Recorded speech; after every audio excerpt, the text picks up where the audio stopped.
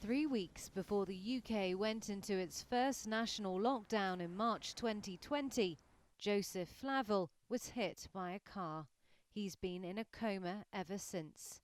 Now, slowly emerging from it, the 19-year-old has no idea what COVID is, despite having had the virus twice.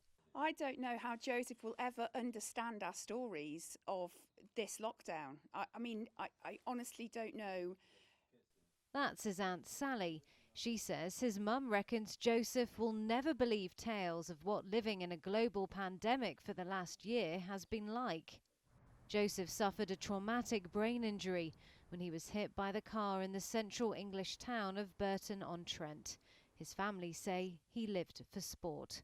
COVID restrictions mean they haven't been able to sit by his bedside. Now Joseph can hear us. We know he can hear us because he responds to small commands. So now we do chat to him about it. We're allowed 1 hour a day on FaceTime. And, Sharon, who's Joseph's mum, will say to Joseph, I really want to be with you, darling. I'm sorry. I want to come and hold your hand. Don't be scared. Because obviously for Joseph, he's woken up. And he hasn't got any of his loved ones around him. One of the most important things really for someone in a coma is that they have the stimulation of familiar sounds, familiar voices, and he hasn't got that. He just has a screen where we can dial in and try to reassure him through the screen. Sally says he can now signal with blinks to answer yes and no.